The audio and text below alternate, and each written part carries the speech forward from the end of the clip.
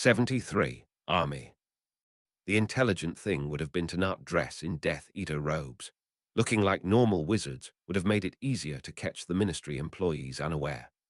However, Voldemort's army was composed of a variety of troops, many of whom didn't know each other well. It was possible that the robes were there to make sure that they didn't attack each other or to protect their identities should everything go wrong and Ministry officials escape. Harry began to strip the Death Eater that was closest in size to him, slipping the robe over his head and putting the mask on his face.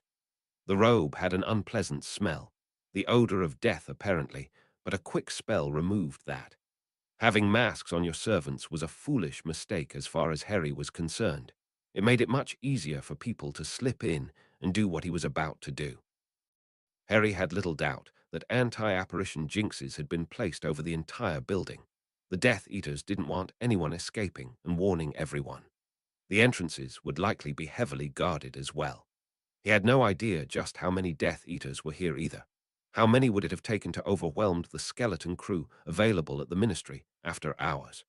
Most of the employees of the Ministry were essentially office workers, and many of them hadn't used a spell offensively in years. However, there were likely at least a few auras in the building, and they'd pose a much bigger challenge. Harry suspected that at least a few of them would have to be killed to take them down, which would pose a problem for Voldemort's plan. Stepping out into the hallway, Harry took a deep breath. While the robes would protect him from the Death Eaters, they meant that he would likely be attacked by any Ministry employees that he came across, at least those who had not been Imperious. Harry needed a plan. It wasn't enough to simply wander around and kill every Death Eater he saw. He needed to find where they had stored the rest of his supplies, although since his mirror had been taken, it was possible that they had already been dispersed among the Death Eaters. Escaping would be difficult or impossible.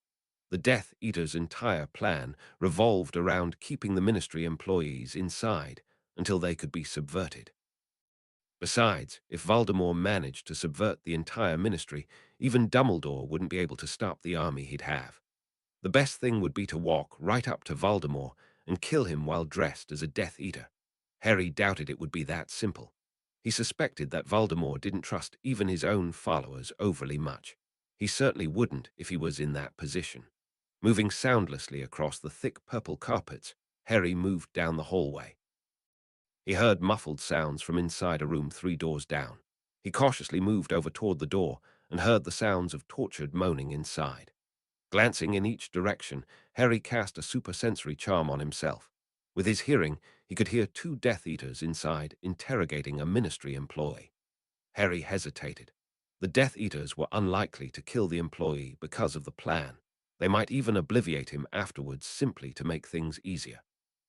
Was it better to avoid unnecessary fights, or was his goal to inflict maximum casualties on the enemy? He wasn't sure that he'd reset anymore. This might be the last life he would ever have. He didn't have any darkness powder or any of his usual tricks, and his wand was not his own. On the other hand, one of the 2 might actually have his wand or his cloak. Harry scowled. He was going to have to die anyway, at least one more time. It might as well be here as anywhere. Taking several steps back from the door, Harry quietly began to speak. Serpensortia, Serpensortia, Serpensortia, Serpensortia, he said, keeping an eye on the doorway. A dozen times he cast it, and the snakes simply sat, staring at him as he summoned more and more of their fellows. Finally, after he'd summoned a dozen of them, Harry began casting disillusionment spells on them. With his enhanced senses, he could still sense them waiting attentively. He hissed, "Go into that room and kill the ones wearing the masks. Hide, then strike at their feet and legs." He cast a disillusionment spell on himself, then went to the door. He crouched down and opened the door slightly, just a crack. The Death Eaters inside were busy tormenting the Ministry employee, and they didn't seem to notice. They definitely didn't notice the disillusioned snakes slipping into the room. A moment later, the screaming began.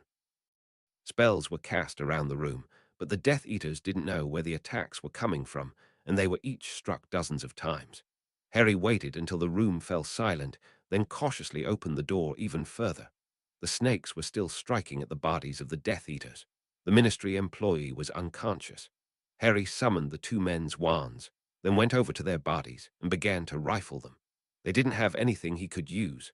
other than the wands he'd already gathered. He couldn't remember the spell to revive an unconscious person. It had never seemed that important compared to more combat-oriented spells. The man was probably safer here anyway. Thinking for a moment, Harry grinned. He began casting Serpensortia over and over again, disillusioning the snakes each time. 10, 20, 50, 100. Kill all those in masks except me, Harry hissed. Work in groups, at least 4 to each masked man. More per man is better. Do not harm any who do not have masks. Simply avoid them, stay with me, and kill my enemies. He opened the door to the room and suppressed a shudder as he heard them slithering out into the hallway. The irony of using snakes against Slytherins probably would be lost on the Death Eaters, but Harry liked it. Of course, once the Death Eaters understood what was happening, the snakes would be easy to dispel, so Harry couldn't depend on that to take them out. His best chance was that they wouldn't be able to communicate well with each other, as dispersed across the building as they were, which meant that each encounter would be a new horror for them. The problem with most battles in the wizarding world was that they were spontaneous. Given enough time, a wizard should have been able to do almost anything. Glancing around the room, Harry decided that more of the same would be helpful. He considered creating disillusioned dogs, but they made too much noise. The sound of their panting and the click of their claws on tile would alert Death Eaters before they had a chance to do anything damaging. "Let's go," he hissed to the snakes. After the way he turned snakes against their masters in the past, he felt a little uneasy having the snakes moving behind him, so he gestured for them to go ahead. They moved down the purple-carpeted hallway past door after mahogany door. With the supersensory charm, Harry could tell that the doors were empty. Given that this level contained only the highest officials, he wasn't surprised. He doubted that many of them wanted to stay after closing time. The level with the auras would be where most of the action was. Auras were around 24 hours a day, although Harry suspected their presence at night was lighter as many would be out in the field. Most likely that was the level the Death Eaters had attacked first, knowing that it was likely the only opposition they would face. From what he could hear with the supersensory charm, this level was mostly empty, although there were guards near the entrances. Voldemort had apparently moved to another part of the building, unless he was covering his movements magically. Getting to Voldemort had to be his plan. He'd prefer to do it with an army and Dumbledore at his back, but he'd do it alone and from in the shadows if he had to. Shooting Voldemort in the back would be the safest way and a pleasure after the hell he put Harry through for the better part of his life. Harry stiffened as he heard voices in the distance. He closed his eyes and listened, and he heard dozens of heartbeats all arriving in an open area on the other end of the complex. There were several dozen already there, and more were arriving all the time. Apparently, whatever fighting had been done in the Ministry was finishing up, and the Death Eaters were all congregating on this level. There were a few murmured conversations, but from this distance he couldn't understand them even with the supersensory charm. He could slip back into the ductwork, but he doubted he'd be able to get out easily. The next vents might be tightened beyond his ability to open. Worse, Voldemort knew that he might be in there, and it would be easy to send transfigured animals in after him. They might even use some sort of gas. Voldemort knew spells even Dumbledore hadn't heard of, much less Harry. Fighting was his only chance, but he was facing an army of Death Eaters, one that was growing larger all the time. Fortunately, Harry was a Slytherin and had no intention of giving them a fair fight. The murmuring of the crowd grew quieter, and Harry suspected that something was happening. There were several dozen Death Eaters gathered, something that would have been an overwhelming force to the skeleton crew of the after-hours ministry, at least given the element of surprise. "Congratulations on a hard-won victory," Harry heard a woman's voice call out. Her voice sounded savagely gleeful. "By this time tomorrow the ministry will be ours." The crowd cheered and Harry winced. There wasn't a lot of time if the woman was already making speeches. His mind raced. Was there something he could do that would affect a group that size? An idea occurred to him. Cruel and unusual, but possibly very effective. It wasn't something they'd think to guard against either. Harry opened a door to an office with a quick spell, and he stepped inside. It was a standard office except for a massive desk that had to weigh at least 200 pounds. Transfiguring was the result of visualization and had to be precise. Harry closed his eyes and pointed his wand. It took longer than he'd thought it would, but eventually he had a mass of 200 pounds of pure sodium broken up into small pellets. The woman's voice came again. There is only one fly in the ointment, or rat in the walls. Harry Potter was seen on this level, and the Dark Lord wishes him alive. The man who brings him in alive, the Dark Lord offers a reward of 1,000,000 galleons and a place at his side. The crowd cheered again, but this time Harry was too busy to be bothered by the noise.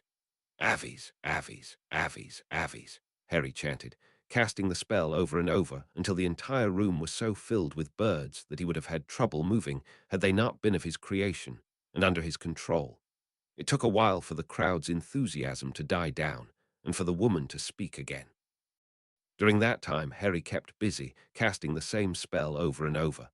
Bring him in dead and you get nothing, the woman's voice continued. The crowd went entirely quiet. He is an animagus and may appear in the form of something like a ferret. Work in groups of four and beware. He is known to use tricks. Use bubblehead charms because he is known to use substances that sting the eyes and coat the lungs. They were trying to cover all the bases, but it wouldn't be enough. Harry waved his wand, and the door opened. The birds swooped down and began grabbing the sodium pellets one by one, some shrieking in pain as the material burned their feet. Nonetheless, they continued, and as they flew out of the room, Harry closed his eyes. The pile grew smaller and smaller as more and more birds left with the sodium in their claws. Harry stepped out of the room, where some of the sodium was still left. He transfigured it into a desk that was less than a third the size of the original. Leaving it as a mass of sodium wouldn't be wise at all. He heard the curses of the Death Eaters as the birds began to swarm them. Thanking the Weasleys for making him learn the one spell that would make this all work, Harry waved his wand and cast a single spell. The Ministry used magic to condition the air. That was why the air vents were a relic of a previous time. Sometimes, the spells that maintained the air and temperature went wrong. A Muggle building, he might have raised a lighter to the smoke alarms, but here all he had to do was something a little different. Harry felt drops of water dripping onto his face, first slowly, and then faster and faster. Ministry offices were known for sometimes having rain, but this covered the entire level. Harry suddenly realized what he'd forgotten, and he hurriedly dismissed the supersensory charm. A moment later, he heard the first sharp bang, audible even from the other end of the complex. It was followed by another, and another, and another.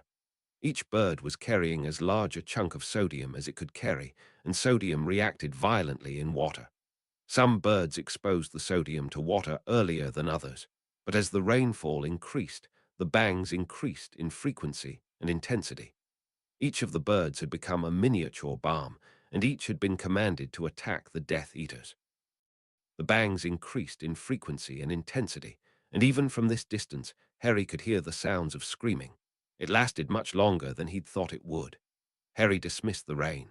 The last thing he needed was to be caught by his own trap, killed needlessly by some bird that had miraculously gone unsoaked. Cautiously, he began to make his way forward. He heard the sounds of groaning long before he reached the room. Apparently it had once been a conference room, but now it looked like a war zone. Sections of the walls had been destroyed, and there were men lying on the floor, many of them dying. Harry hesitated. What had to be done was ugly. He doubted Hermione would ever look him in the face again the same way if she knew what he was about to do, but he didn't know any other way. The threat to England had to be ended, and there was no better time than now. Make sure, Harry hissed in Parseltongue. Dumbledore would be ashamed of him, Harry was sure, and he would deal with the guilt later, assuming he survived. He saw ripples in the water as 100 snakes made their way through the water heading for their objective. The screaming began anew, and Harry ducked back as spells flew through the air as dying men lashed out at opponents they couldn't see. Some of them hit each other, at least from the cries of pain he heard. It was hard to move silently with the water on the floor, but Harry did his best. Harry reactivated his supersensory charm, only to feel his wand yanked from his hand. A woman shimmered into existence. Apparently she'd been disillusioned. The disillusionment around Harry vanished. Apparently her human-revealing spell was still working. Harry rolled as she sent a blast of greenish light toward him. He could see that she had his original wand in her belt. She was hurt. Blood was streaming down her face, and her left arm hung motionless. Apparently she'd been fast enough to shield herself once the explosion started going off, even if none of the others had been, but it hadn't been quite enough to leave her unscathed. The Dark Lord said he wanted you alive. He didn't say he wanted you whole, the woman said. Harry recognized her from the faux glass. Bellatrix, you have a choice, he said. I don't want to have to kill a woman. She grinned maniacally. Making threats, Potter, and you without your wand. Harry sent a mental command, but knew that he had to keep her talking if he was to beat her. Harry still had the second Death Eater's wand in his pocket, but from what he'd heard, Bellatrix Lestrange was lighting fast and as cruel as Voldemort himself, if not actually crueler. She was insane, according to Sirius, and she'd tortured Neville's parents into madness. I've got a good friend, Harry said. You drove his parents insane. I wanted to give you Neville Longbottom's regards before you die. She laughed. I'll do the same to your other little friend too, the mudblood. I'll carve up her pretty little flesh while she lies screaming under me, and I'll even do it the Muggle way, as a special favor. Bellatrix seemed like the kind of witch who wouldn't mind using a knife. You can't say I didn't warn you, Harry said. He had to keep her attention on him as the ripples in the water made their way to her. Crew, don't you want to know why your master wants me alive? Harry asked. The secret that he hasn't shared with anyone. Don't lie, filthy mudblood lover, she hissed. He tells me everything. I'll tell you the truth, Harry said. He grinned, but there was no humor in his expression. I'm immortal. The more you kill me, the stronger I get. She stared at him. This apparently wasn't what she'd expected him to say.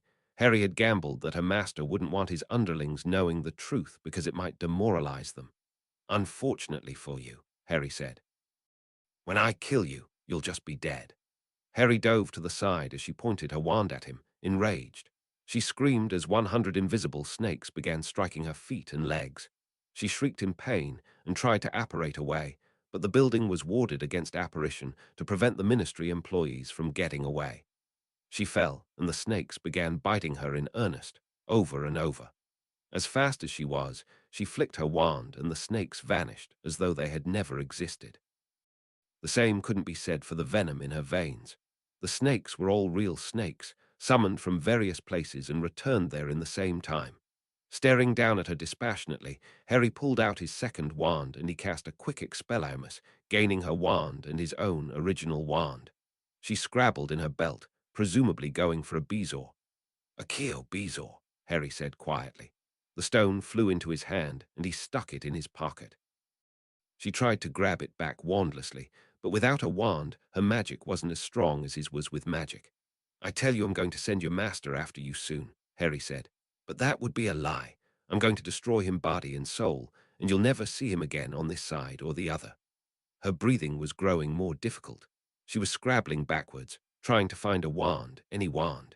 Harry flicked his wand, and wand after wand went flying through the air toward him. Many were shattered irrevocably.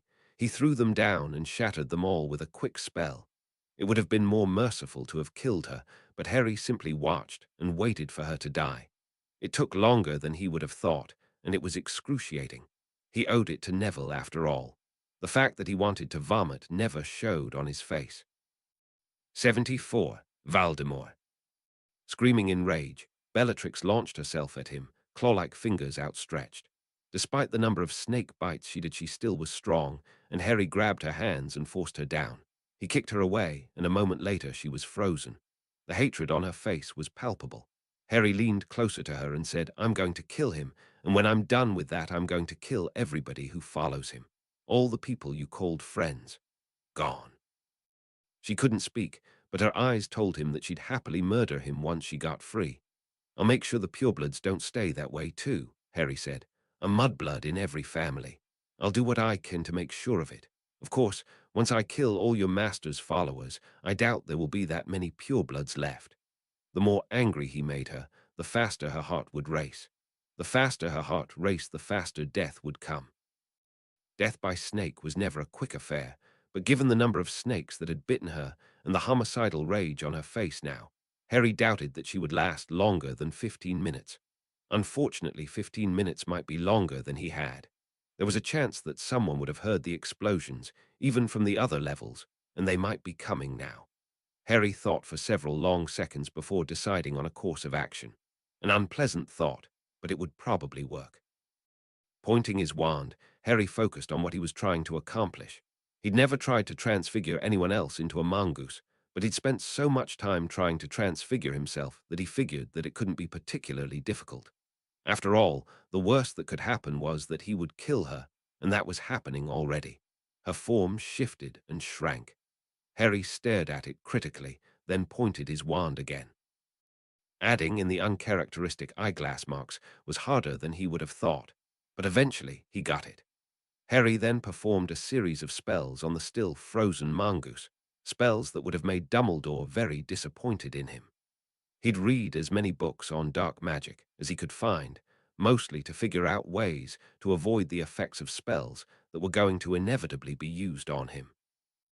There were spells that would only trigger by touch, and some of them could be cast on a living being, making a single kiss from a lover as deadly as a poison. Harry cast them on the mongoose now. Her intelligence was rapidly disappearing. That was part of the transfiguration, and why becoming an animagus was so difficult. Keeping human intelligence in an animal brain was difficult, and Harry hadn't been willing to bother. Of course, mongooses were partially immune to venom, but the amount of venom was much greater by body weight, so as far as Harry was concerned it probably evened out. He leaned down and whispered in the still frozen mongoose's ear, "Your master will take you, and when he does, he will die." It was important that she be seen trying to escape, otherwise Voldemort might grow suspicious. Harry heard the sound of the elevators coming from below, and he cursed to himself. He disillusioned himself, and he stepped around a corner just in case they had something like Moody's eye. With a spell, he caused the lights all around the room to go out one by one.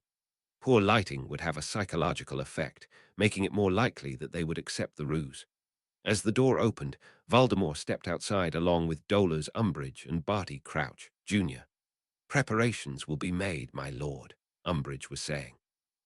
"They are rabble, but they will obey their minister, or I'll make sure that they don't live to make that mistake again." She peered out into the darkness, the only light coming from the elevator itself. "My apologies. It seems that maintenance has been remiss in their responsibilities. I will use the cruciates on them myself." Voldemort irritably lit his wand, the light shining brightly throughout the room. The true extent of the devastation became apparent. Bodies were everywhere, and in some places body parts. Blood was splashed against walls, and the destruction was total. Harry released the binding on the mongoose in the center of the floor, and she immediately began to run, trying to escape the fate she was going to visit on her own master. "Potter!" Voldemort shouted. "I'll get him," Dolores Umbridge said, smiling ingratiatingly up at Voldemort. She caused the mongoose to freeze stiff as a board with her wand, then pointed her wand and said, "Accio, mongoose." A moment later, the mongoose flew through the air. As it touched her outstretched hand, her torso exploded, the entral expelling curse taking immediate effect. Harry knew exactly what it felt like, as it had been done to him by a groundskeeper once. He'd studied it particularly to learn a counter to it. Once the entrails were out of the body, of course, it was too late. Barty Crouch Jr.'s wand flicked out immediately, and green light shot out from the wand, striking the mongoose, which immediately returned to Bellatrix's form. Harry immediately pointed his wand and shouted, "Avada Kedavra." Voldemort flicked his wand, and a corpse flew through the air, interposing itself between Harry's spell and himself. Of course, as he did so, the light at the tip of his wand vanished, plunging the room into darkness again. Barty Crouch pointed his wand at the spot where Harry had been, but Harry had already turned into a mongoose and was running disillusioned across the floor to the other side of the room. He reappeared on the other side as Crouch stepped out of the lift while Voldemort remained inside. Perfect. Harry pointed his wand and cast the most powerful bombarder he could possibly cast. He aimed it at the ceiling above Voldemort's head. The explosion from behind knocked Crouch forward, and the lift vanished suddenly. Harry knew that the explosion hadn't gotten through Voldemort's shield spell, but in the enclosed space of the elevator, the damage done to the structure had been more than it could take. Being in a falling elevator shaft would inconvenience anyone. Harry moved forward, blasting spell after spell at Barty Crouch, who was already rolling out of the way. He was blindingly fast, at least as good as Moody, and he was less predictable. Harry found himself more than evenly matched until he realized what he needed to do. "Pirtatum locomotor," he cast, pointing his wand toward the center of the room. It was the spell traditionally used to animate the armor at Hogwarts during times of greatest need, but it would work on softer targets, and at the moment, Harry had many he could use. Crouch stumbled as a body grabbed him by the ankle, and Moore crawled and tore at his legs. He immediately turned his wand to burning the bodies that were attacking him, but he tripped and fell as more and more bodies began to pile onto him. Expelliarmus, Harry shouted, and Crouch's wand flew from his hand. A moment later it was over, as Harry blasted the entire pile of bodies with the strongest bombarder he possibly could. He bent to check the body. It was never smart to assume that an enemy was down. It was possible that he'd had some means of protection that Harry didn't know about. That move saved his life, as green light flashed over his head. Voldemort was levitating inside the elevator shaft, an expression of rage on his face. He wasn't trying to keep Harry alive, which meant that he was hoping for a reset where he hadn't lost a good portion of his Death Eaters, including his two best. Harry dove as green light flashed again. He shifted to mongoose form, and he began to dance even as Voldemort stepped out onto the floor. As a mongoose, he was faster than any human, but he couldn't let Voldemort get too close. He ran for the corner, and once he made it, he shifted back to human and ran as fast as he could. The lights were down all over the level, but Harry knew that wouldn't stop Voldemort. Bodies suddenly went flying behind him, landing in a pile against the wall. A moment later they were aflame, creating a hellish red light illuminating the hallway. Harry moved as though his life depended on it, because it did. He made it to the next corner before Voldemort managed to enter the hallway he was in. Harry had always been quick and nimble, especially after years of Harry hunting, although his endurance wasn't what it once had been. Wizards were a sedentary lot after all. Maybe he should have tried out for the Quidditch team after all. "I'm coming for you, Potter," Voldemort shouted, "and I'm going to make you pay." Harry had a lot to pay for. After all, while he'd probably just finished killing a third of Voldemort's Death Eaters, he'd also effectively assassinated the Minister for Magic. Moving quickly, Harry put his wand to his throat. The Weasleys had taught him another spell that he hadn't thought would be useful, but he now was thankful that they had. "Who's coming after whom?" Harry asked. His voice was amplified, and he made it sound as though it was coming from the other end of the hall. He activated the supersensory charm, and he heard Voldemort turning in the other direction. "Haven't you wondered how I slaughtered all of your Death Eaters?" Harry asked. "Your precious Bellatrix." Voldemort shouted in rage, launching spells at the empty space where the voice had been coming from. "How long do you think I have been doing this?" Harry whispered, directing the voice over Voldemort's shoulder. "How powerful do you think I have become?" By this time, he had moved to another branching hallway. He chose to move right.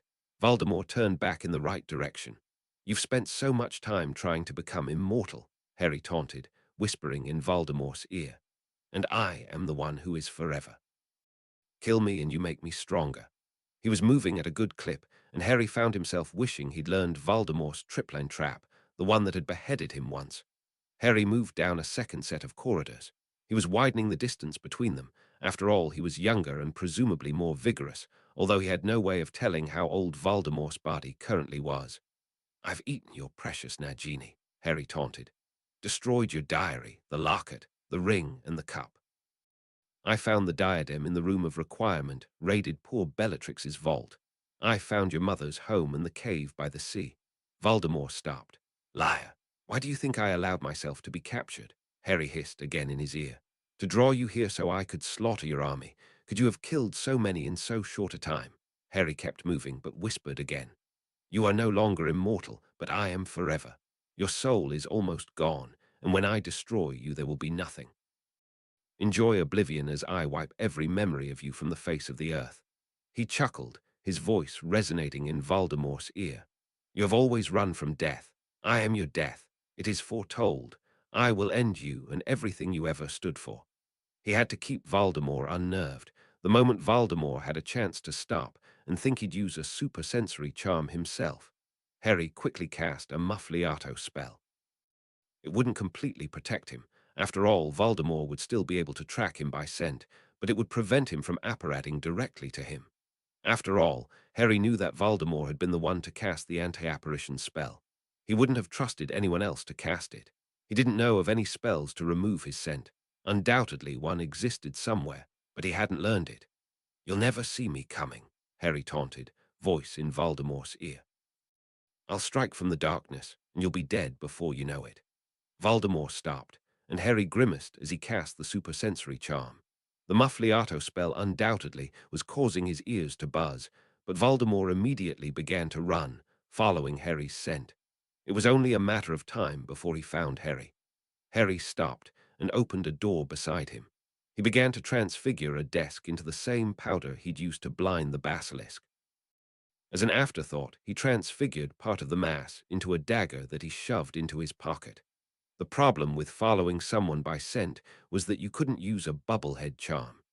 Harry cast one on himself, then levitated the mass of powder, placing into on the floor in the middle of the hall. He disillusioned the entire mass. His one fear was that Voldemort would smell it before he used it, and so he quickly began to transfigure more objects from the room beside him into stink sap, a fluid that came from certain trees and plants and smelled like rancid manure. The Weasleys had insisted he learn the spell considering that it was one of the components of making dung bombs. Using Wingardium, he dropped bits of stink sap at various places down the hall. Voldemort would assume that he was trying to cover his trail, and this would make it easier to cover the smell of the peppers. Whether it would work completely, Harry wasn't certain. It was possible that even without a nose, Voldemort would be able to tell the difference and would protect himself. For the moment, it was all he had. Harry stood behind a corner, disillusioned, and watched as Voldemort reached the end of the hall. He visibly gagged at the scent. Harry was glad he had a bubble-headed charm on. Apparently he'd created a massive amount of stink sap in his panic. "I'll find you and I'll kill you, Potter," Voldemort shouted, still gagging. He didn't cast a bubblehead charm, and as he reached a quarter of the way down the hallway, Harry pointed his wand and said, "Depulso." As the wave of powdered Carolina Reaper washed over Voldemort, Harry began blasting away. Avada Kedavra, Avada Kedavra, Avada Kedavra. Voldemort apparated away, gagging and choking. Somehow he'd managed to avoid Harry's attacks, despite the agony he had to be in. It took a moment for Harry to detect Voldemort retching back at the entrance. He heard the sound of swallowing, along with asthmatic wheezing. Presumably, Voldemort had just ingested a bezoar. A moment later the wheezing eased, and he could hear Voldemort murmuring healing spells, followed by a bubblehead charm. "That's just the beginning," Harry whispered in Voldemort's ear. He was already moving because he knew Voldemort's next step would be to apparate back to the place he had just been in an effort to catch Harry by surprise. A moment later it happened. The familiar explosion of air happened at the end of the hall where Harry had previously stood.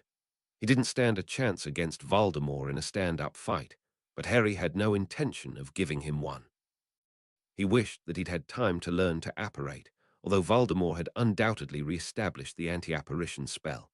Ambushing Voldemort was his only chance, and yet the man's reflexes were lightning fast.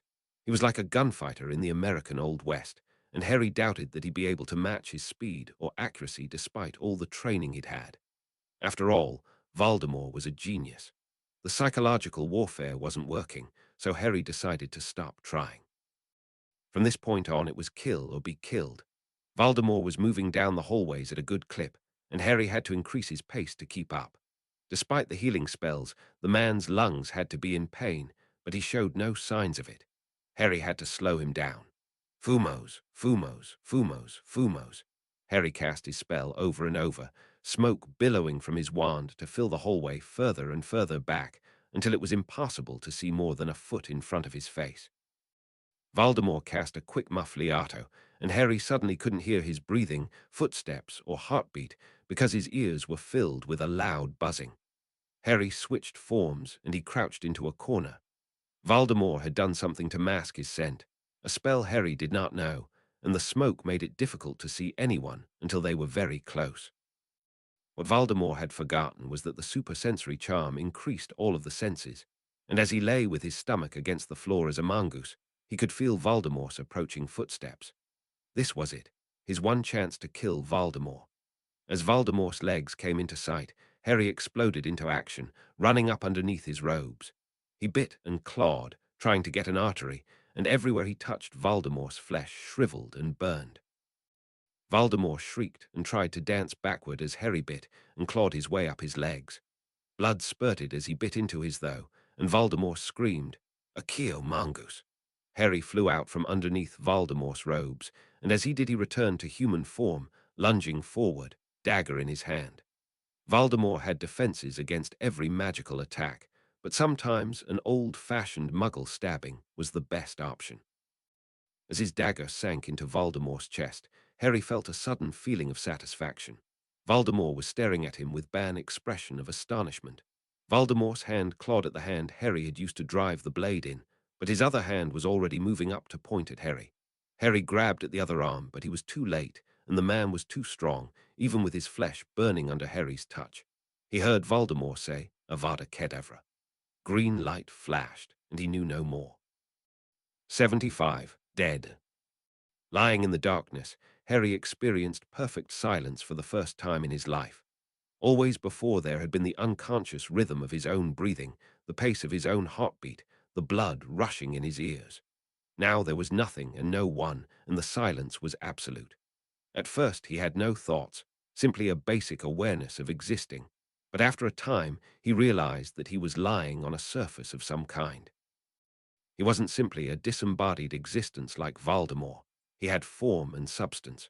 His heart began to beat again, and he heard the rasp of his breath. He became aware that he was naked, which didn't concern him as much as he would have thought. Instead, it seemed mildly interesting, as though the concerns of the world no longer existed for him. There was a nagging thought that he should be worried about something, but somehow Harry couldn't be bothered. He'd carried the burden of the world for so long that it felt good to simply lie and rest for a while. Opening his eyes, once he remembered he had eyes was an effort, but he did so. He discovered that he was in a place of black mists. It was a quiet, comforting darkness that surrounded him, and he had a feeling that he had nothing to fear. The mists themselves didn't seem to be made of anything. Instead, they seemed to be composed of unrealized possibilities, as though in any moment they would coalesce into something else. It was a possibility that was vaguely exciting for Harry, like a room of requirement that didn't need a mental image, but would simply provide.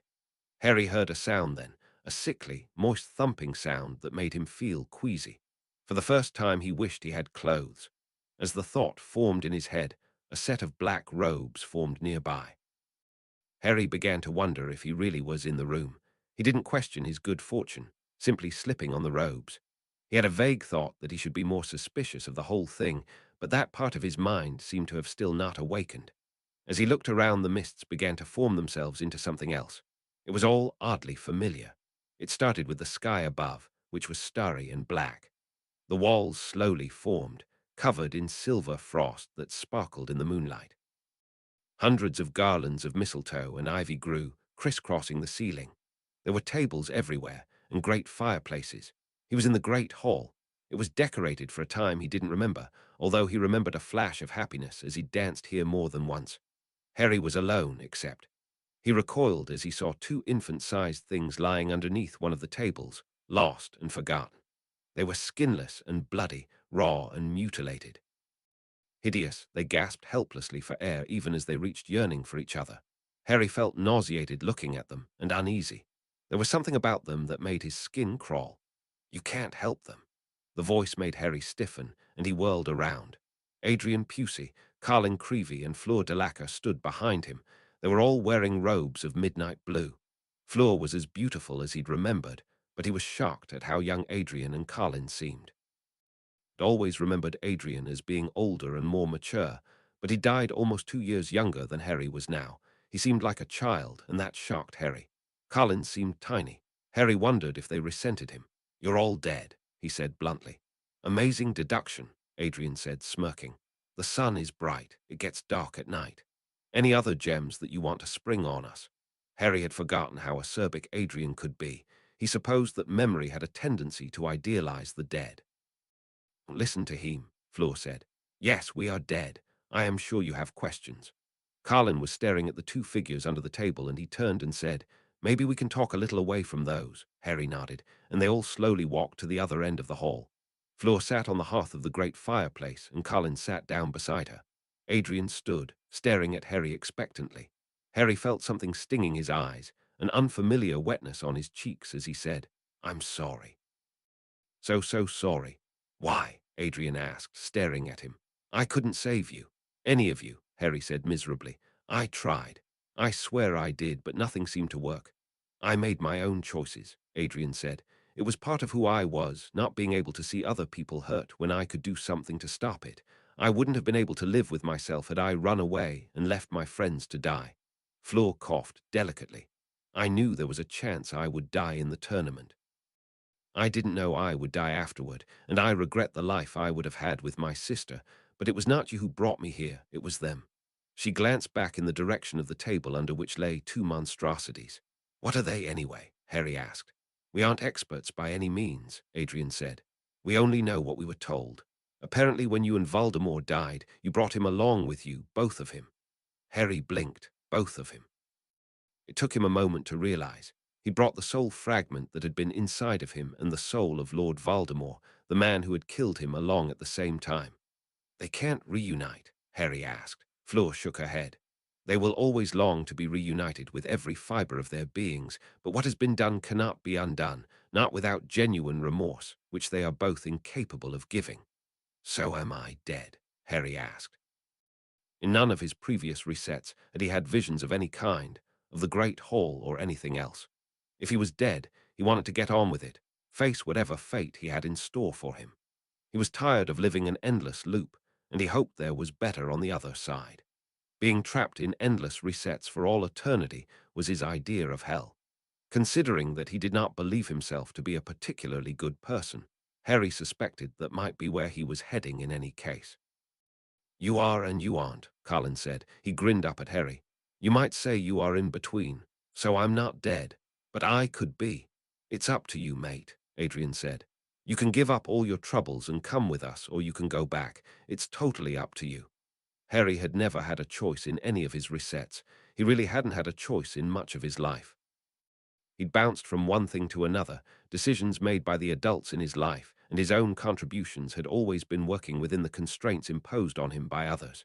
It was a little overwhelming.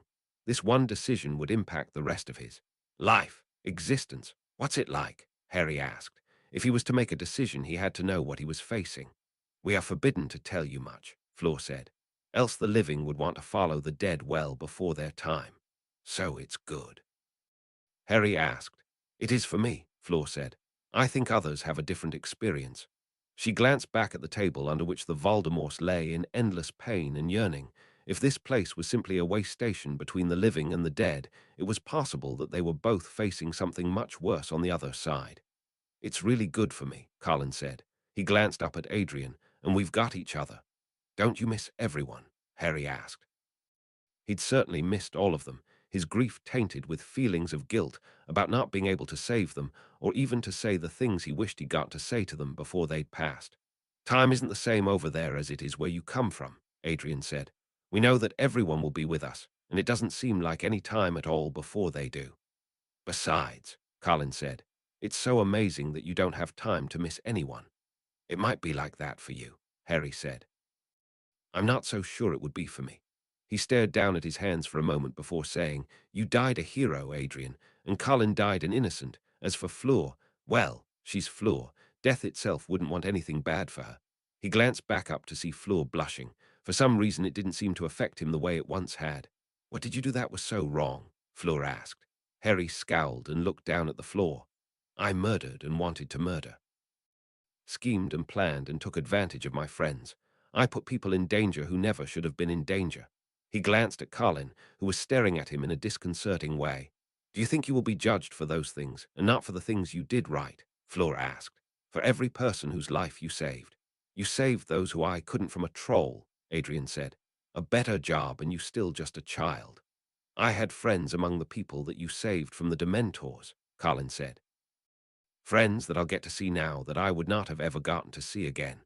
You saved my sister, Fleur said softly, something that I'll always be grateful for. Now she'll get a chance to live the life she was always meant to live. It's not the same, Harry said irritably. Saving one person doesn't cancel out killing another. And considering the numbers I have killed, I might still be in trouble even if they did. He didn't even know how many he'd killed, something that made him feel ashamed. And what of the people they would have killed? Fleur asked. People like my sister who they would have declared as being less than human. Or people like me, Colin said. Muggle-born and helpless. I'd have been fine, Adrian said. At the looks from the other two, he shrugged. It's true, but they'd have pressured me to do things I would never do, and in the end I'd have faced the same choice of my life or my principles.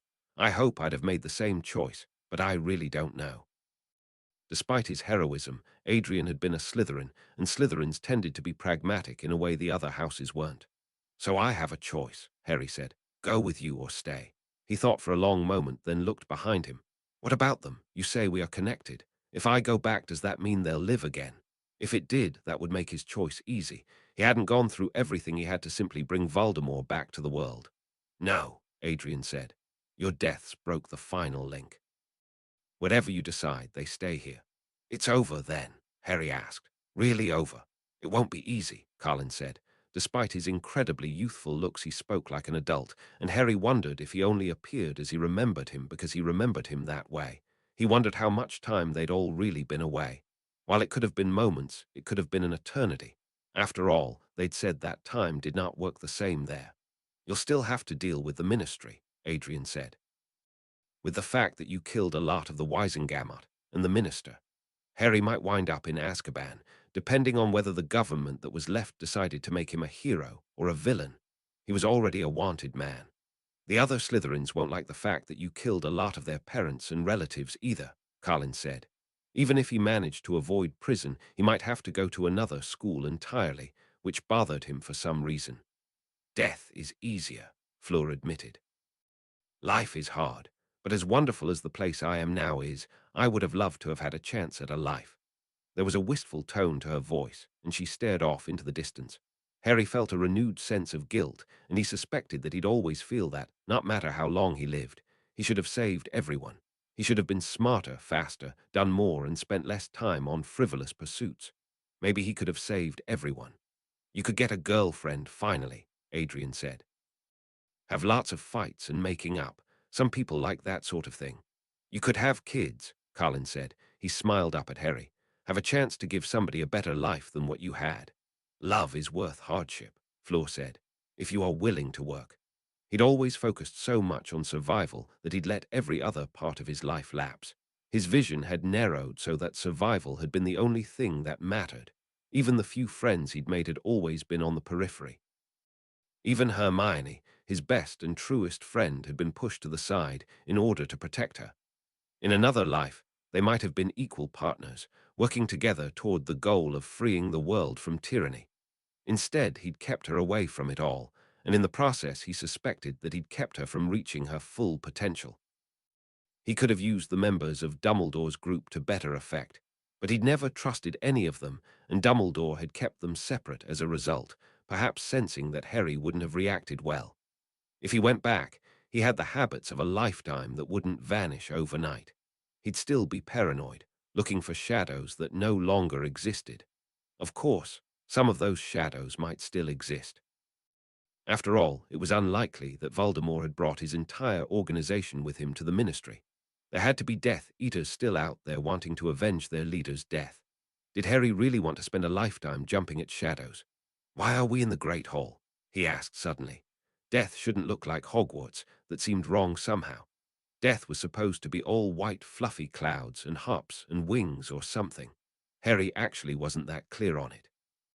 His conception of death had been formed by bits and pieces of things he'd seen on the telly while cleaning or heard from his cupboard. Are we? Fleur asked. I hadn't noticed. Just your regular hall. No, Harry said. It's decorated the way it was during the Yule Ball. Why do you think that is? Her accent had gotten much better since she died. Harry supposed that was because communication was easier after death. There was still a trace of her accent, though just enough to remind him of who she had been. He considered her question for a long moment. If this place really was like the Room of Requirement, that meant that it was responding to his wishes and his desires. Did that mean that there was something about this place, this time, that he was drawn to? Frowning, he finally said, I was actually happy here, at least as happy as I ever got. He hadn't had many moments of happiness in his life. There had been the times he had actually saved someone, and the times he had spent with Hermione and Neville. Hermione. It wasn't me who made you happy here, was it? Fleur asked. She sounded a little sad. Harry shook his head. You did. Trust me, you did. It's just that there is someone who made me happier. How could he have forgotten? The few times in his life when he had been happy had all revolved around Hermione. She had been there for him at times when anyone else would have left, and he suspected that she would have been there for him much more had he let her. She'd gone through the agonizing process of becoming an animagus, even when it would have been easier to give up. She'd broken the law to do so, something that he'd never thought she'd be willing to do, given her love of rules. Keeping his secrets, despite the heavy burden that must have been a trial, but she'd never complained, not once. Life was going to be difficult, but Harry suddenly found himself desperately wanting to see what would happen. Would he and Hermione end up together? Would they even remain friends? He had no way of knowing, but the thought that life from now and forever would be a mystery was incredibly enticing. He would never again have to waste time reliving the same days over and over again. As bad as things might get in the future, they would always be fresh and new. He'd have a chance to make new memories, to finally live the life that he had denied himself for all this time. He might even get a chance to have more than fleeting moments of happiness in a sea of misery. "I miss you," Harry said. "All of you. You'll never know how much each of you meant to me." Adrian had protected him, Colin had given him someone to protect, and Fleur had opened him to the idea of love. Without them, he wouldn't be who he was. They were part of him. "But it's not my time to go," Harry said. He nodded toward the doors leading out of the hall, doors he sensed led to life's next great adventure. Taking a deep breath, he said, "I want to go back." 76. Living. Returning to consciousness was more painful than it normally was. Ordinarily, his pain was mental, the memory of the trauma he had been through not reflected in a body that was suddenly pristine and unharmed. Now, though, he was aware of countless aches and pains.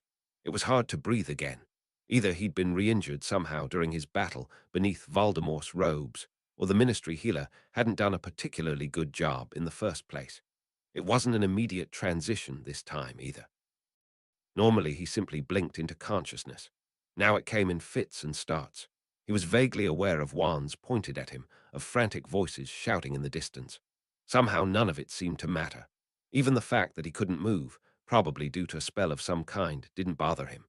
He had seen Adrian and Colin and Fleur again. Seeing the people who had left the living behind was the kind of gift almost anyone would give fortunes for, and it had been Harry who had received it. He'd been reassured that death really was the next great adventure, even if it was probably less enjoyable for some than others. It took him time to realize that part of the reason that he was having so much trouble returning to consciousness was that he kept being stunned. Apparently, whoever had captured him was fearful enough of him that they did not want him conscious.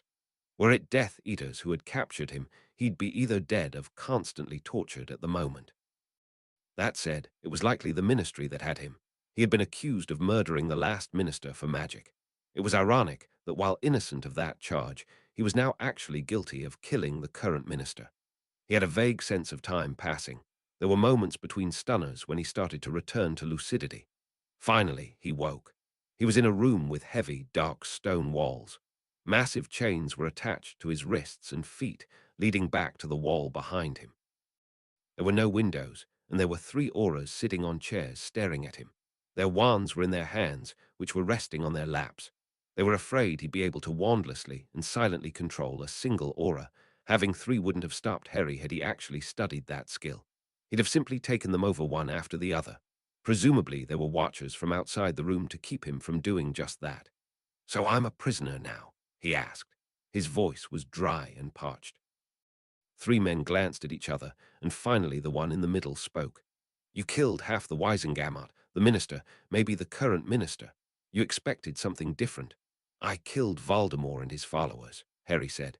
"Something I was forced to do because you lot didn't do a good job of protecting me the last time I was your prisoner." They had the grace to look embarrassed at least. "How long have I been out?" Harry asked. The aches and pains that he'd been vaguely aware of were long gone. Either he'd been treated by a ministry healer or his own accidental magic had taken care of the problem for him. 2 days, one aura said, despite sharp looks from the others. "When do I get my trial?" Harry asked. "Or is this one of those things the ministry is going to try to sweep under the rug?" "No chance of that," the aura on the right muttered. "The papers are screaming. The Wisengamot is in chaos." Nothing is going to be decided until a new minister is elected, and that can't happen until the Wisengamot elects enough members to have a quorum. Harry wondered why they were bothering to tell him any of this. They were being relatively polite. Was it because they were afraid of him, or because it was possible that the ministry was going to spin him as a hero and let him go free? In either case, antagonizing him probably wouldn't be the smartest move. Escaping wouldn't be easy, but Harry suspected that they didn't know he was an animagus. That made it considerably easier, although having at least 3 observers on him at all time would mean that he had to be lightning fast in changing. He'd probably be able to dodge at least 2 of the aura's spells. He'd managed against Voldemort himself after all. With the third, it would be much more risky, though. Still, once he was free, he could probably get the wand of at least one of the auras, and then the fight would be less certain for them. On the other hand, revealing himself as an animagus would be foolish if he was eventually judged a hero. He'd hate to receive jail time for escaping from a jail that he would have been released from anyway. It was better to be cooperative. Human nature was to lower one's guard with someone who was cooperative for long enough. If he needed to escape, it could wait a few days. After that, he'd scupper off to America or Australia or maybe someplace in the Caribbean, since they were English-speaking countries, and he no longer had all the time in the world to learn a foreign language. He doubted that his schoolboy French would be enough to get by in France. "I don't suppose any of you play wizarding chess?" Harry asked. They kept rotating his guards. Presumably that was to reduce any sort of influence Harry had over them, either magical or otherwise. All of the guards were polite, but some were more friendly than others. It wasn't until Harry awoke on the third day to see Tonks and Dawlish, the auras who had been his bodyguards at one point in the past, that he began to feel more optimistic. "Hey, Tonks," Harry said. "Dawlish." And He didn't know the third aura, who was in his mid-40s. The man wasn't dressed any differently than the other two, but from the looks given toward him by the other two, this was someone of importance. "Gawain Robards," the man said. "I'm the new minister for magic." "And you came to visit me?" Harry asked. "The man accused of killing 2 of your predecessors." Internally, he winced. He kept up a pleasant facade for 3 days, but he'd grown more and more irritated at being confined.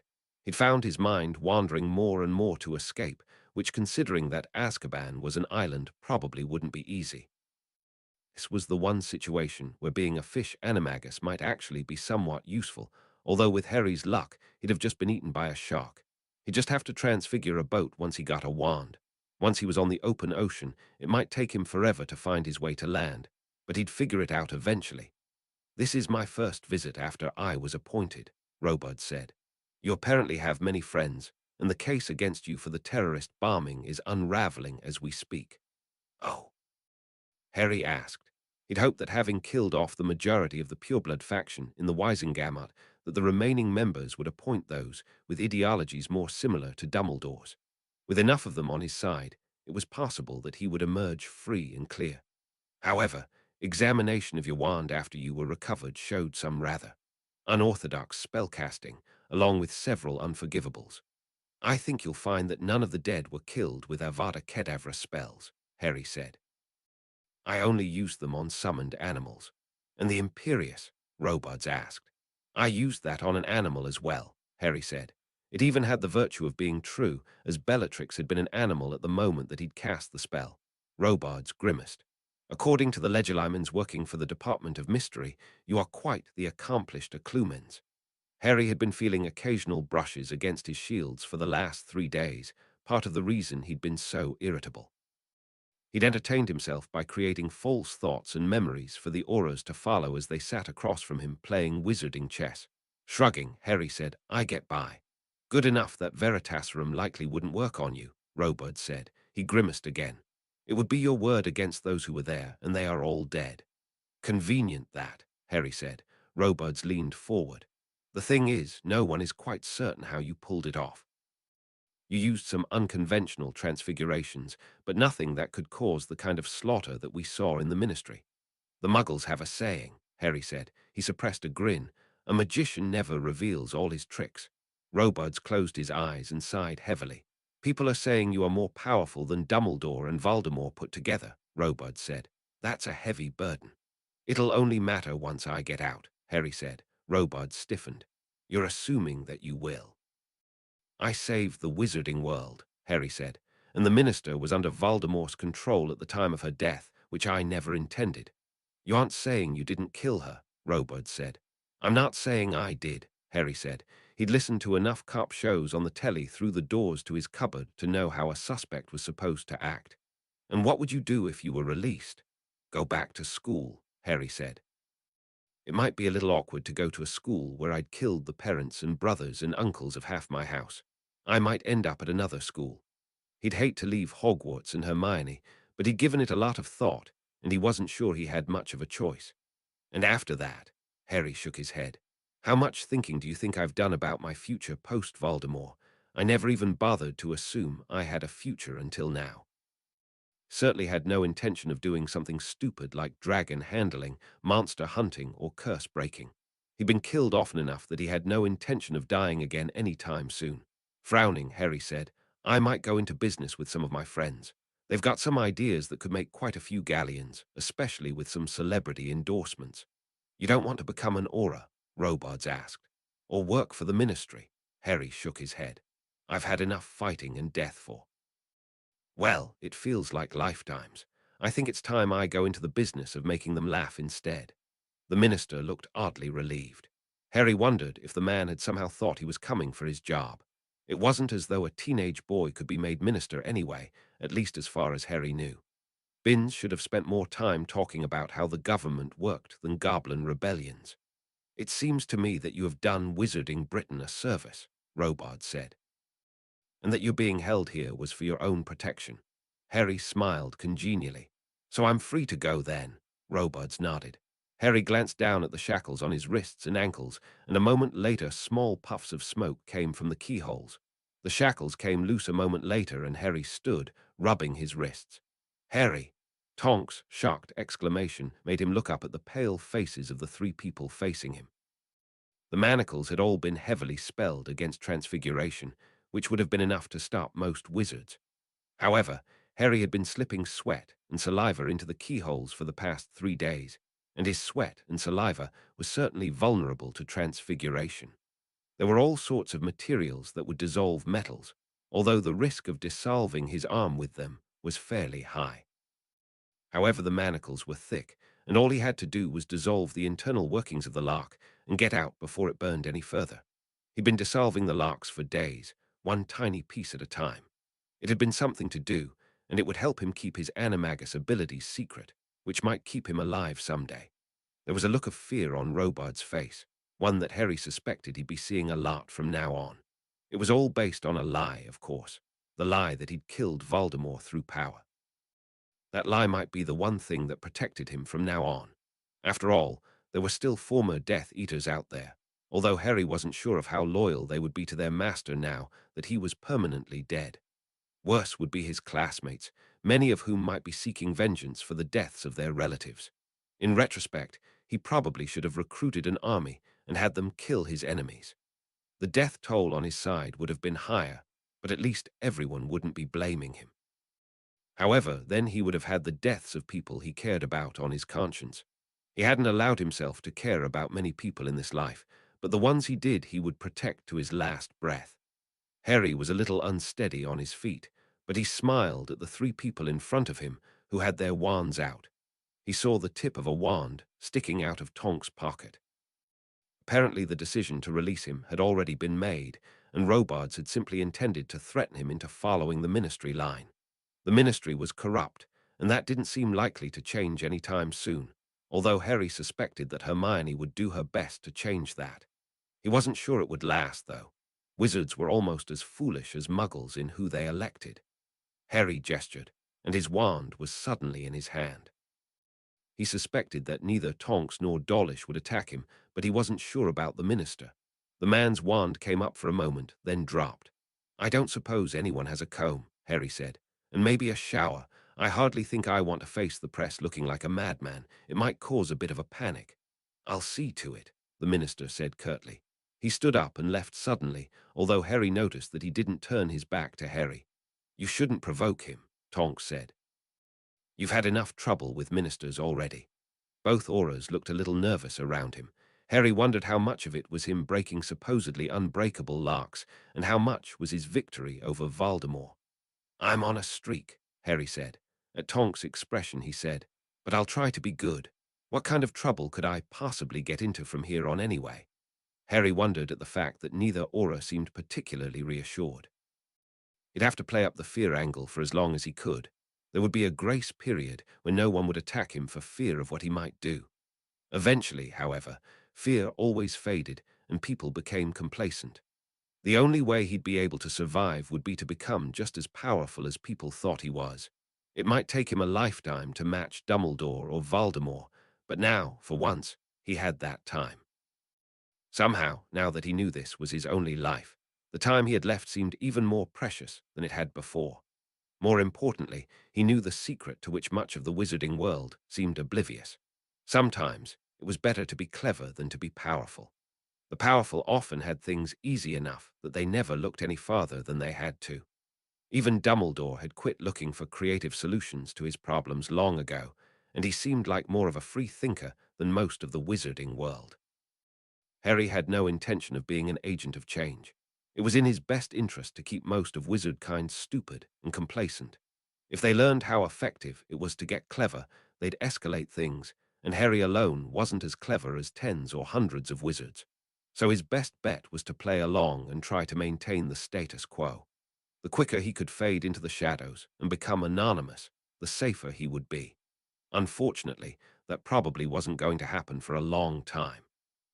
He wasn't just the boy who didn't die anymore. He was the teenager who had defeated an army of other wizards.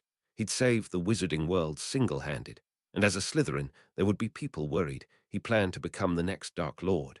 Harry scowled. Living was a lot more complicated than dying had been. In the past, all he'd had to do was figure out more and more effective ways to not die. Now he still had to do that, but he also had to worry about how people were going to react. After all, he was going to have to live among these people. All he needed was a shower and a chance to clean up. Then he'd face the media, and after that, if he was lucky, he'd get to see Hermione and Neville again. He'd focused for too long on the people and things he'd lost in his peculiar life. Now that he only had one more chance, he needed to start appreciating the people he had left. Taking a deep breath, he turned to Tonks and said, "I'm ready." 77. Forward. Dealing with the press had been exhausting. There had been question after question, and he'd had to smile when the last thing he'd felt like was smiling. He'd reassured everyone that he fully supported the current administration. The official position was that the investigation that had claimed he had assassinated the former minister was the work of Death Eaters. His murder of Minister Umbridge didn't even make the papers. The official line was that Voldemort had been the one to kill Umbridge.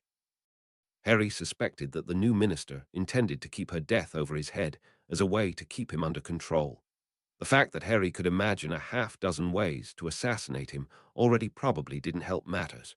Fortunately, Harry was smart enough not to say anything about that. After all, he didn't really know the man and assumed he'd be as good a minister as his predecessors. Of course, that wasn't a particularly high bar to achieve. As Harry walked up the pathway toward Hogwarts, the one students usually took by carriage, he looked up at Dumbledore. "I'm not sure this is going to work," he said. Everyone in Wizarding Britain was related to everyone else, except for the Muggle-borns. That meant that there were good odds that he'd killed someone from every family. The Slytherins would be affected the most, of course, but even Gryffindor families had members of whom they were less than proud. "All we can do is try," Dumbledore said. "I have taken the liberty of removing young Vincent and Gregory from your room. Their fathers are dead, and I suppose being in a room with you sleeping might be too much of a temptation for them." Harry winced. While he'd never befriended Crabbe or Goyle, he'd been roommates with them for years. What about Malfoy? Young Mr. Malfoy's father was in the Wisengamot during the time of the attack, Dumbledore said. I gave him the opportunity to leave the room with his friends, and he indicated that he would like to stay. "Why?" Harry asked, although he suspected that he knew. The Malfoys were opportunists. Now that Voldemort was dead, they'd be doing everything they could to distance themselves from him. Remaining as Harry's roommate would be their message to the world that they did not support Death Eater ideologies. Whether Draco agreed with that or not, Harry wasn't sure.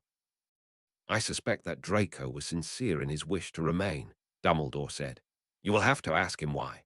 Harry wished he'd bothered to learn legilimency. It would be the second skill he learned after apparition. While a skilled occlumens could fool it, it would make determining who was planning to attack him much easier. He took a deep breath. How the students would react to him was up in the air. It had been a little unnerving dealing with the ministry officials and members of the press. Everyone had a sense of forced cheerfulness about them, one that didn't reach their eyes. It was as though they were waiting for him to lash out and start murdering everyone. If his classmates acted that way, Harry wasn't certain what he would do. If Hermione or Neville or the twins did, it would be beyond horrible. He'd already missed almost a week of classes while he was in prison, missed another year of listening to the sorting ceremony. Harry hadn't realized how much he'd missed the routine, even if he hadn't missed the moments of terror that had come with it. They were waiting for him in a crowd in front of Hogwarts, much like they had at the beginning of the Triwizard Tournament while waiting for the other schools. As Harry approached, they stared at him in dead silence. Unlike the adults, they didn't bother to sugarcoat everything with false expressions of cheerfulness. Instead, they simply stared at him. The closer Harry got, the more he could see some of them visibly cringing. The Hufflepuffs seemed most afraid of him. The Slytherins were keeping their reactions carefully under control. The others seemed like a mixed bag, with some of the Gryffindors seeming to openly approve of him, while Ravenclaws seemed more reserved. Harry heard the sound of clapping. Several students stepped aside to reveal the twins, Hermione and Neville. The twins and Neville were clapping, and after a moment, a few of the Gryffindors followed suit, although it was sporadic and died out quickly. Harry, Hermione cried out, running forward to embrace him. At least his closest friends weren't afraid of him. That would have to do. Harry was conflicted. Part of him hated being feared, while another part of him enjoyed it in a strange way. In time, the others would forget their fear of him, although that would likely start the attacks back up again. He hugged Hermione absently, while staring at the rest of the student body, who were shifting restlessly. No one seemed to know what to say. Finally, McGonagall cleared her throat uneasily and said, "You are dismissed. Classes will resume at their normal time in the morning." The entire class seemed to give a collective sigh of relief, and they dispersed with a suspicious speed. Within 2 minutes, all who remained were the teachers, Harry, Hermione, Neville, and the twins. "Are you all right, Mr. Potter?"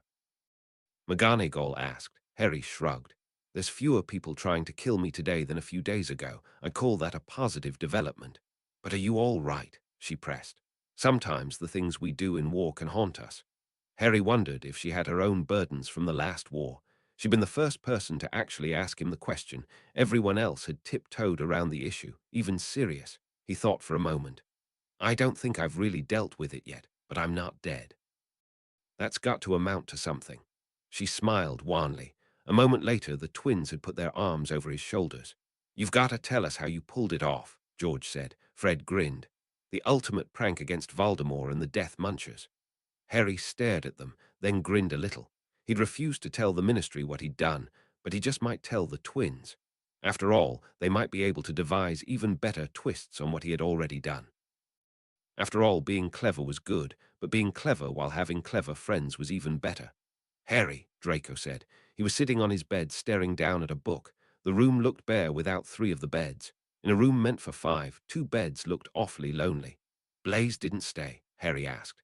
"You killed his uncle," Draco said, "and his cousin and his aunt and the fathers of 3 of his best friends." "Oh," Harry said. Dumbledore had already told him about Crabbe and Goyle. Harry wasn't sure how he'd be able to look them in the eye.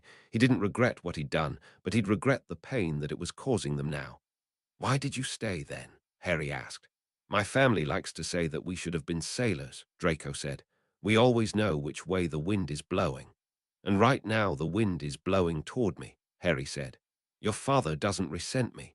Draco looked up from his book. "He's still not very happy about the thing with the house elf, but about destroying the Dark Lord. You did us a favor, really." "Why?" Harry asked. "Even assuming that my father had been with them, which I and my family will always deny, he would never have been anything more than a lackey. Malfoys were never meant to bow a knee to anyone." Harry stared at him for a moment. "My mother would like to thank you," Draco said. He pulled up his sleeve, showing an arm that was bare. Have the Dark Lord come to power, every pureblood would have been forced to take the Dark Mark. We'd have all been forced to do things that we didn't want to do. I wished everyone thought that way, Harry said. Some people will always cling to what might have been, Draco said.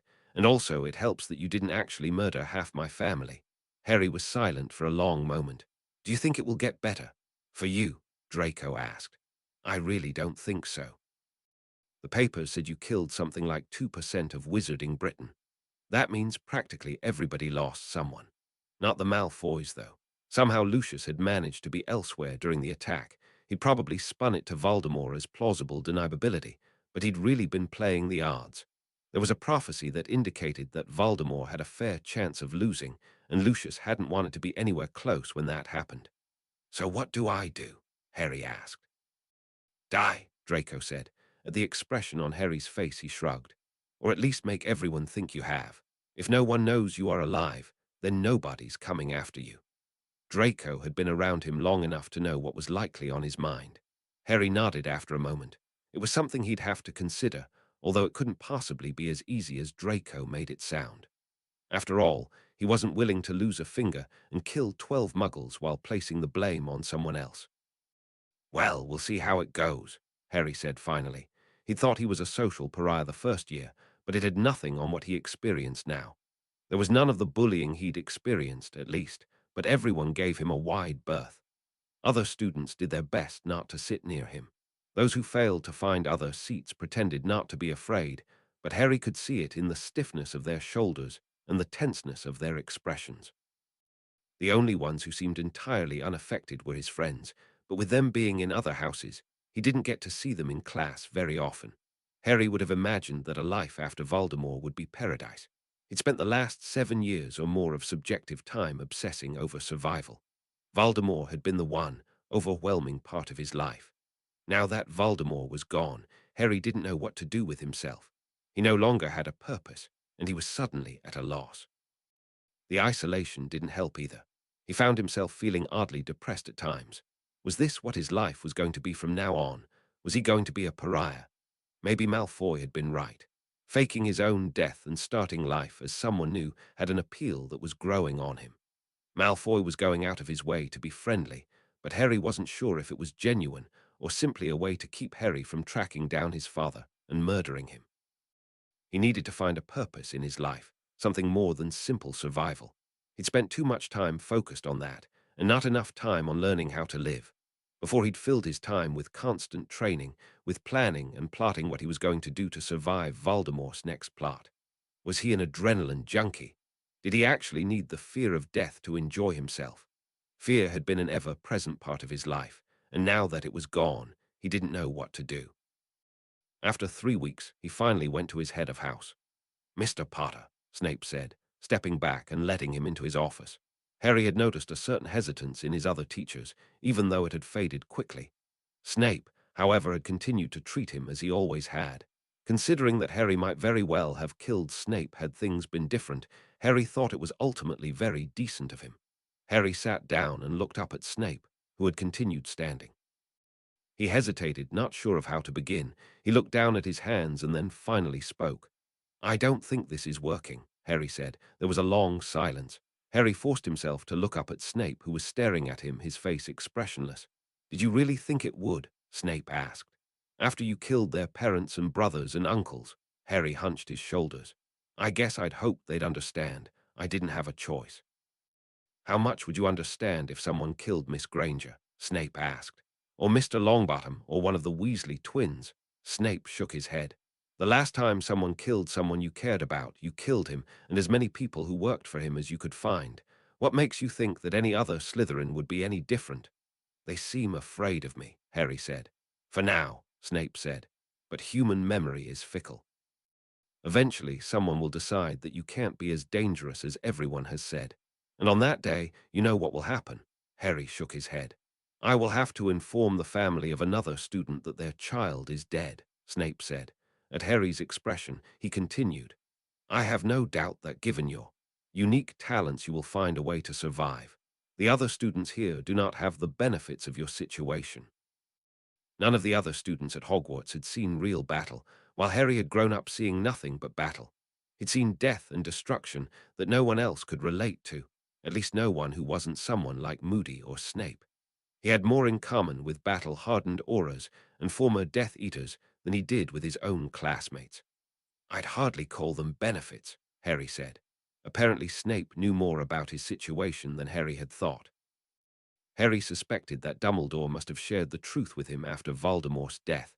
"Have you seen the memories?" Snape nodded. "I'm only surprised there weren't more deaths." As far as Harry was concerned, his own deaths weren't the only ones that mattered. He'd lost Adrian and Colin, Fleur, and even Crumb. He now had the deaths of more than 100 wizards weighing on his soul. Harry shrugged. "I worked very hard to make sure there wouldn't be." "Sooner or later you're going to have to leave here," Snape said. "You don't belong here. If you wait until later, there will be blood shed, and your friends may find themselves in the way."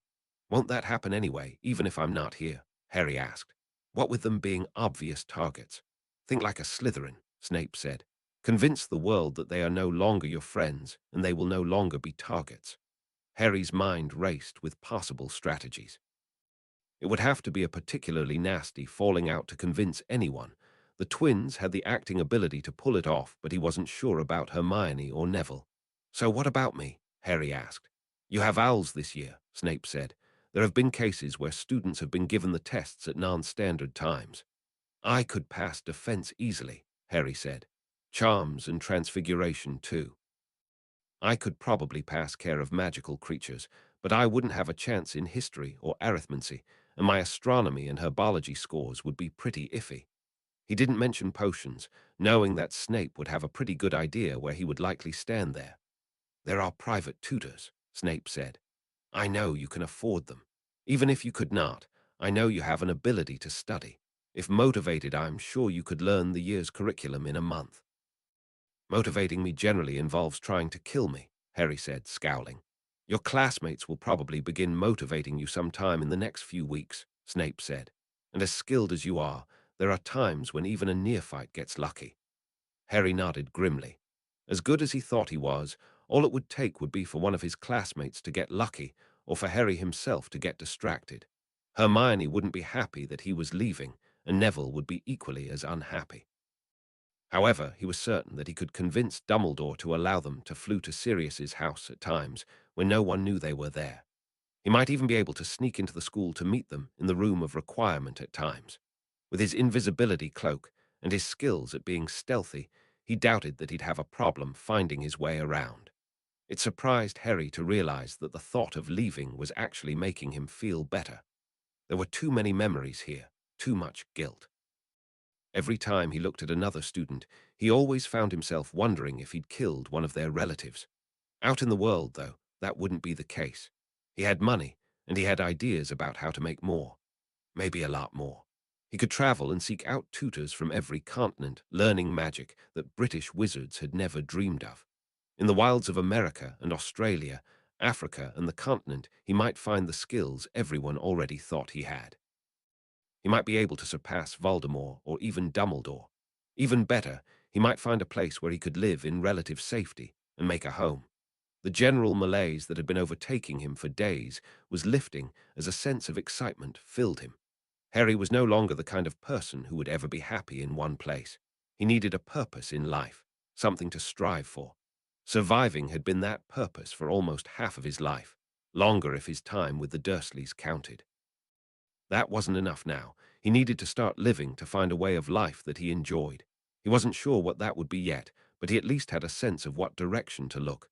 Staging fights with Hermione and the others, storming out of the school, faking his own death. There were plans to be made, and planning was the thing Harry did best. "Well, I guess that's it then," Harry said. He stood and held his hand out to Snape. "It's been good working with you." For the first and last time, they shook hands.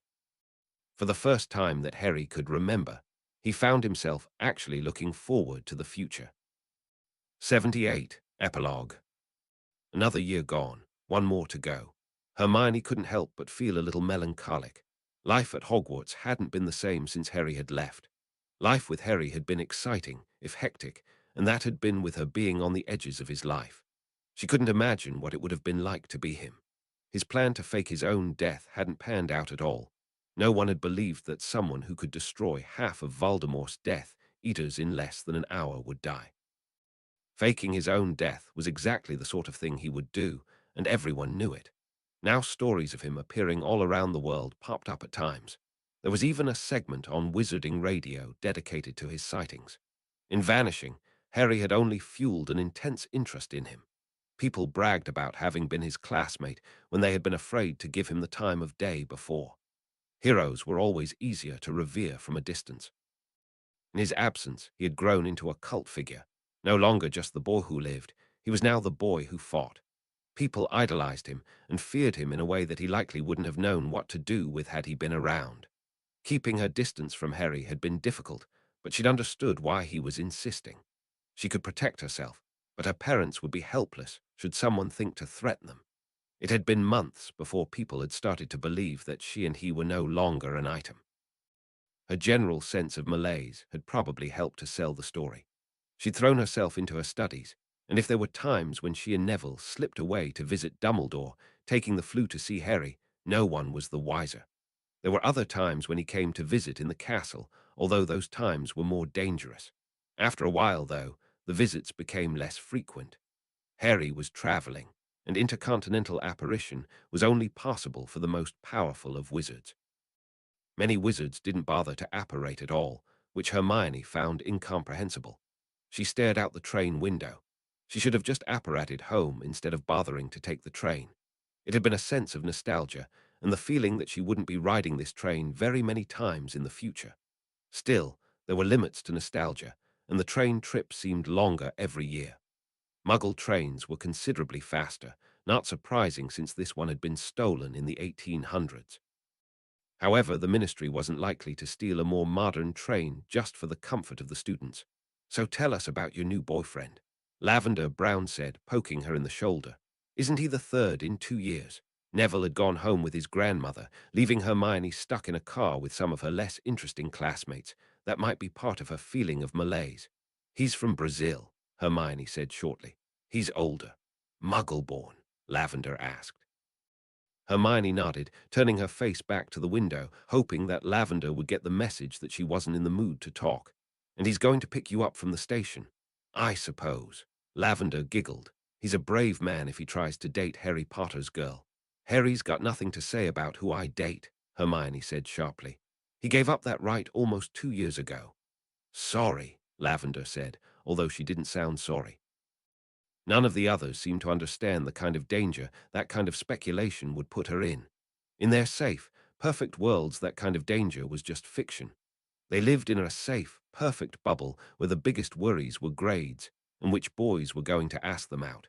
Harry had sacrificed so much for that, and none of them understood it at all. The car was low and black and sleek. Hermione had never been much of a car person, and since she'd entered the wizarding world, even less so. She had the sense that it was very expensive, though, and very elegant.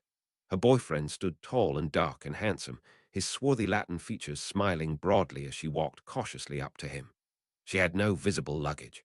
The new Weasley reducing luggage was all the rage among the students, one that she had not seen any reason not to indulge in. Her luggage all fit in a handbag now. They were easier to make than containers with undetectable extension charms, which means they were much cheaper, affordable even for muggle-borns like her. He leaned down and kissed her. Glancing back, she could see her classmates staring at her jealously. "Ready to go, my sweet?" he asked. She waited while he opened the door for her, and she slipped inside. The interior was elegant and amazing. The car had to be worth more than her parents' house. From the looks on the faces of the girls and women outside, many of them Muggle, everyone else knew it too. He slipped into the driver's seat, and a moment later they were off. Neither of them spoke until the train station was out of sight. "Do you think they bought it?" he asked. "They did the last 2 times," Hermione said. She scowled. "Did you have to make my boyfriend an entitled jerk?" His dark features shimmered in the darkness of the car, settling back into the familiar features of Harry. "I had to keep it interesting," he said. "You couldn't keep dating poor muggles from East London." He'd argued long ago that if she dated the same person for a long period, everyone would assume it was Harry. Changing boyfriends regularly would make her look fickle, but it would protect them both. Hermione suspected that he was starting to love creating identities and disguises a little too much, but there wasn't much she could do about it. "Where'd you get the car?" "In a junkyard, crushed to scrap," Harry said. "You'd be amazed what you can do with a few reparo spells. I've actually got a side business selling cars to muggles and muggle-borns." He'd probably created a sleazy persona to do it in as well. "You hire a few muggles to look out for good deals, pay them a commission. They know better than to ask questions. I think they think I'm laundering money." "There's been more sightings of you," Hermione said. "Were you really in Pamplona at the running of the bulls?" Harry snickered. "Or climbing Mount Everest, or at Burning Man. Whatever that is." He coughed uncomfortably. "I actually was at Burning Man. I had to meet a Shoshone shaman. The Native Americans have entire traditions that don't use wands at all. Over the past 2 years, he'd been training with wizards on every continent. Witch doctors in the Congo, Native American shaman, sorcerers in the Middle East, and Asian mystics." "I thought you'd already trained with Native Americans," she said, glancing at him. He looked healthy and tanned. The perpetual slouch and worry lines that had been an indelible part of his existence at Hogwarts had vanished. "There's different traditions in different tribes," Harry said. "Some of them are very different from each other. It's made doing things without a wand a lot easier. I'll show you sometime." "I don't suppose you met him as yourself?" Hermione asked. Harry glanced at her and grinned.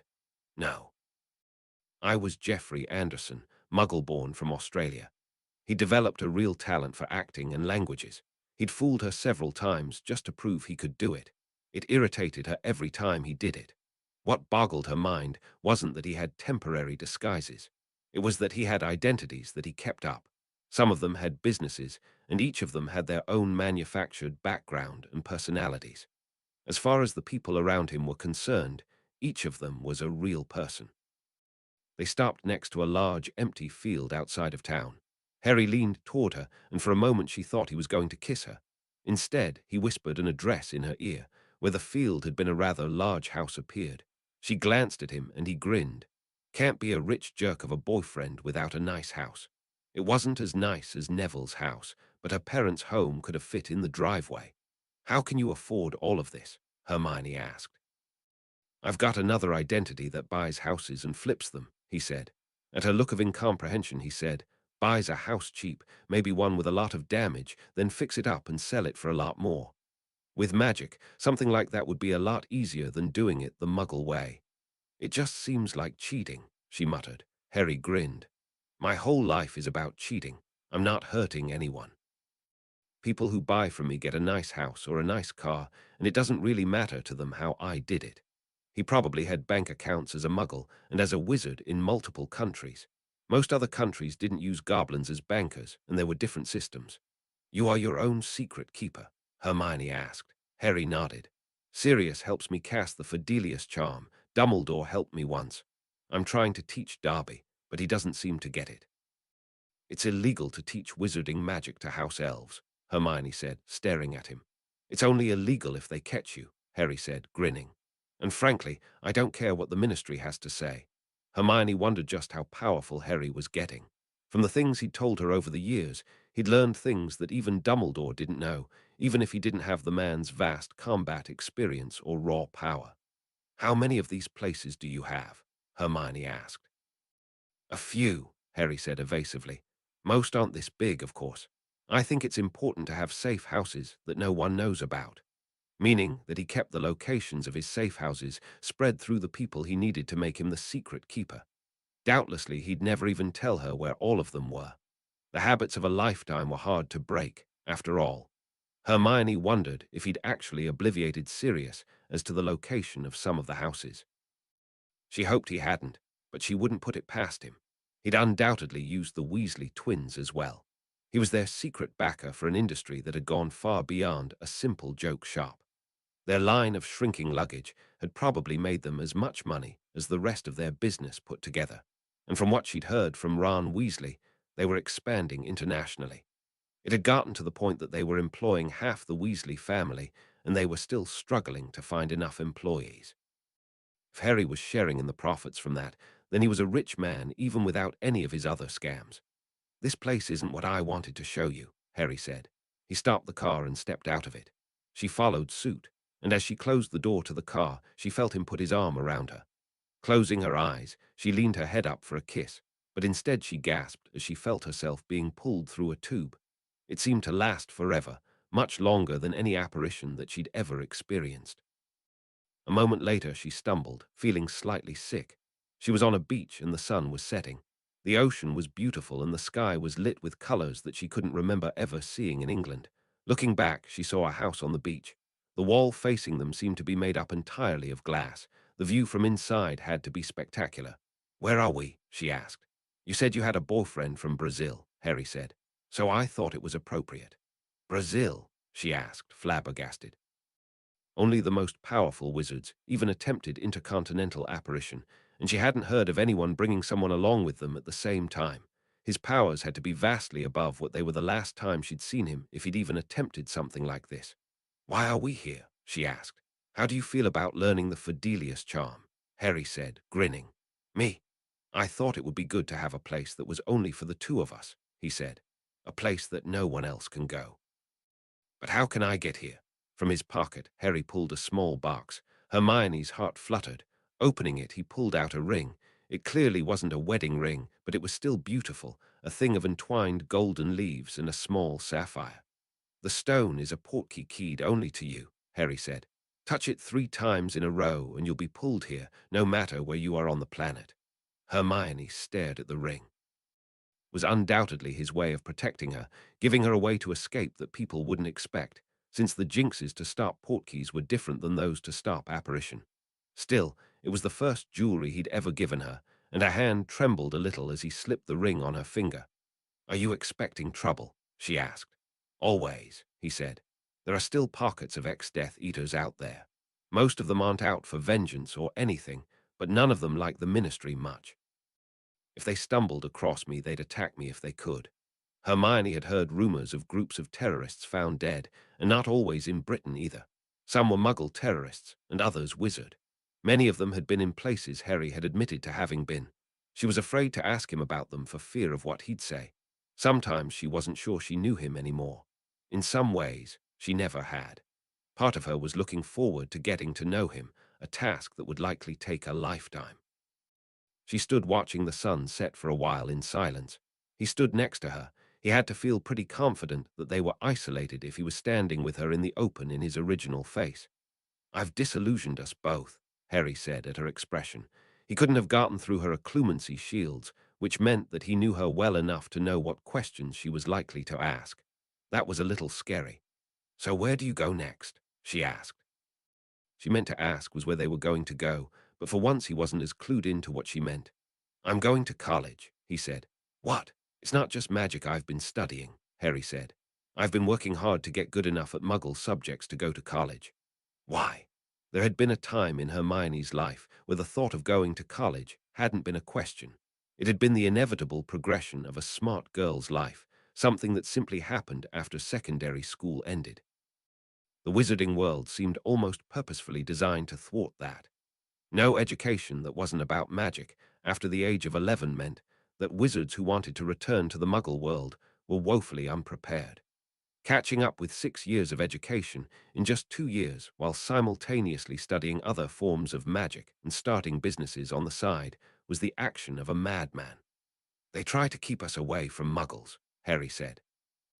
"I think that combining magic and science will be the next great innovation that finally pushes us out of the Middle Ages." "So what will you study?" Hermione asked. "Chemistry," Harry said, "and maybe a little physics. Creating new magic is dangerous," Hermione said. "That's how Luna's mother died." Harry grinned. "I'm just a risk-taker, I guess. The thing is, I can't study everything. No one person can learn enough to really make a fundamental change in the nature of magical theory." "What are you saying?" Hermione asked. "I need some really smart, really motivated people to follow me and learn other things. Medicine, biology, the pure sciences. I think wizards have been working alone for far too long. We need to create a think tank to create things that neither Muggles or wizards ever imagined. And you want me to be one of these people? When I think of smart and motivated people, your name is at the top of every list." Hermione had been hoping for a romantic weekend, but this was something completely different. It would be very difficult, catching up with everything she had missed. Yet somehow, the challenge appealed to her. The Ministry had restricted what magic could be researched for a long time. Anything they didn't approve of was declared to be dark. Some of those designations Hermione agreed with, and some she didn't.